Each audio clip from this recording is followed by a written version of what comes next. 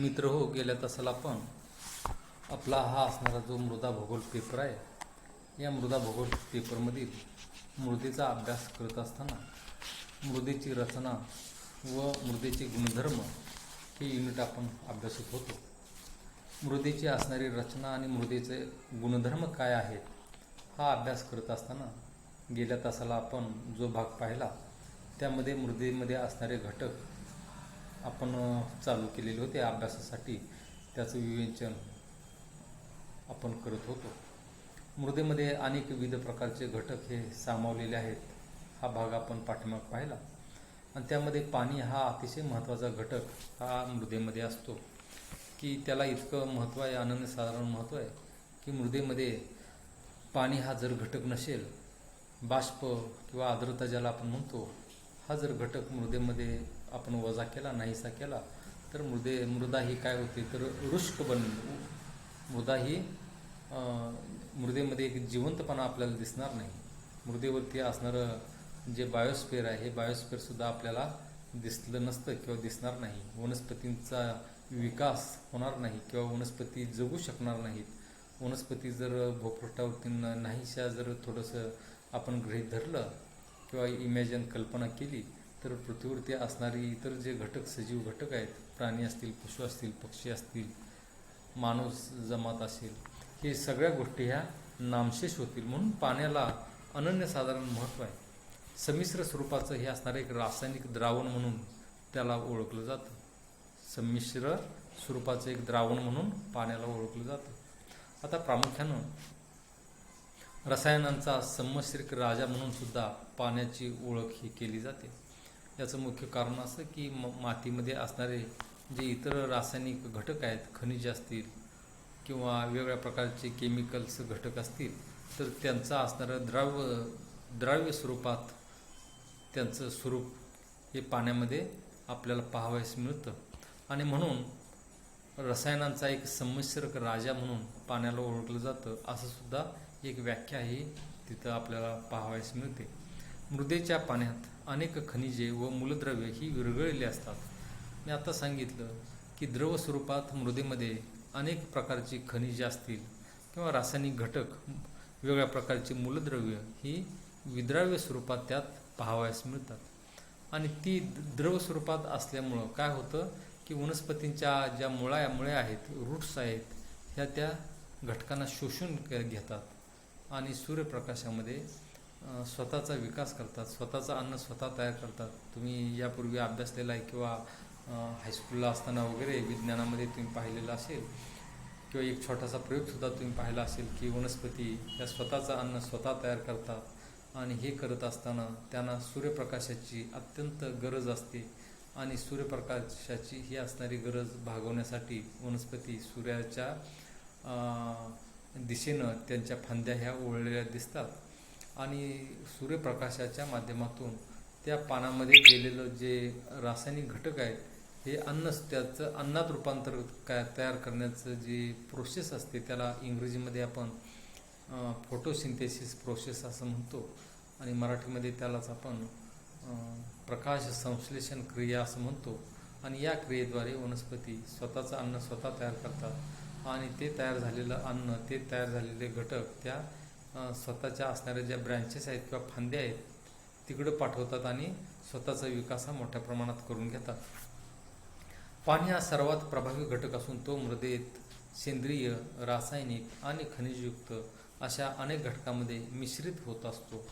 मृदेच्या स्तरात जे पाणी मुरतं ते पाणी मृदेच्या स्तरातून जमिनीत खाली किंवा खोलवर जातं. एका बाजूकडून दुसऱ्या बाजूकडे जमिनी अंतर्गत सुद्धा हे पाणी फिरत राहतं किंवा वाहत राहतं.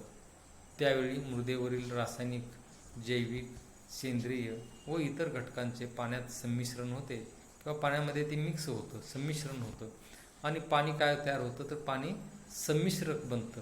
आणि म्हणून पाणी संमिश्रक असल्यामुळे पाण्याचा मृदेच्या रचना आणि गुणधर्मावर अतिशय जास्त प्रभाव किंवा परिणाम हा पडत असतो. पाण्यामुळे मृदेतील पोषक द्रव्ये, पिके असतील, वनस्पती यांना ती मिळतात आणि मृदेत आर्द्रता, पाणी उपलब्ध नसेल तर ती मृदा कोरडी किंवा अनुत्पादिक होते, असं मी तुम्हाला मगाशी सांगितलेलं होतं. की काय होतं की मृदेमध्ये जर पाणी नसेल, बाष्प नसेल, पाण्यामध्ये असणारी जी पाण्याची वाफ असते ही जर नसेल तर मग मृदा काय होते, तर मृदा ही कोरडी बनून जाईल. आणि मृदा जर कोरडी झाली तर त्या ठिकाणी असणाऱ्या ज्या वनस्पती आहेत ह्या वनस्पतींना हे जे संमिश्र द्रावण नसल्यामुळं मातीमध्ये असणारे जे खनिज घटक असतील, मूलद्रव्य असतील, वनस्पतीच्या वाढीसाठी आवश्यक असणारे कोणताच घटक हा वनस्पती घेऊ शकणार नाहीत आणि म्हणून पृथ्वीच्या भूपृष्ठावरती असणारा भाग हा ओसाड बनेल. मग मी तुम्हाला सांगितलं किंवा पृथ्वीवरती आज हे काही गोष्टी तुम्ही पाहिल्या की उदाहरणार्थ भारतामध्ये असणारं थरचं वाळवंट, राजस्थानमधलं जे वाळवंट आहे महाकाय वाळवंट, जगामध्ये काही इतरत्र सुद्धा पसरलेले आहेत आणि त्यामध्ये सहारा वाळवंट असेल, कलहरी वाळवंट असेल, लिबिया वाळवंट असेल की या वाळवंटांनी आफ्रिका खंडातील बहुतांश भाग हा व्यापलेला आहे, विस्तारलेला आहे आणि या ठिकाणी जर तुम्ही पाहिलं तर त्या ठिकाणी वनस्पतींचं आच्छादन आपल्याला दिसत नाही.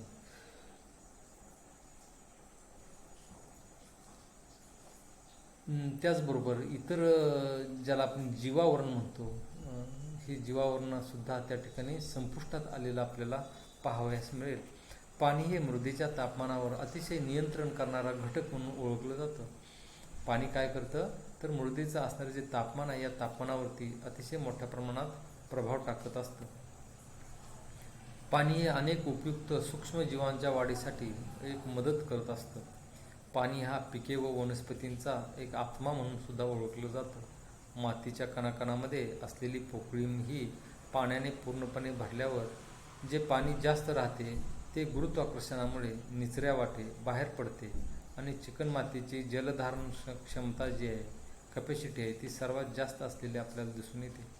अनेक वेळा मृदेतील आर्द्रता आणि पाणी हे सौर उष्णतेने बाष्पीभवनाने नाहीस होतं किंवा नष्ट होतं.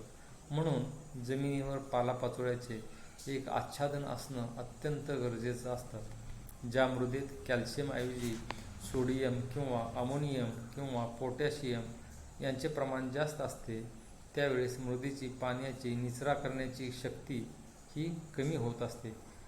जमीन वॉटर होल्डिंग कपॅसिटी ज्याला आपण म्हणतो किंवा ज्याला मराठीमध्ये पाणी धारण क्षमता ज्याला आपण म्हणतो, ही धारण क्षमता कशावरती आधारित आहे, तर त्या जमिनीमध्ये असणारे रासायनिक घटक हे त्यास कारणीभूत असतात. कोणती खनिजं त्या मृदेमध्ये सामावलेली आहेत, उपलब्ध आहेत, याचाच प्रभाव हा प्रामुख्यानं पाणी धारण क्षमतेवरती होतो. म्हणून ज्या मृदेमध्ये मी आता सांगितलं की कॅल्शियमऐवजी कॅल्शियम असणं अत्यंत गरजेचं असतं. कॅल्शियमऐवजी जर सोडियम किंवा अमोनियम किंवा पोटॅशियम यांचे जर प्रमाण जास्त असेल तर ती जमीन किंवा ती मृदा पाणी धारण क्षमता तिची जास्त असू शकत नाही.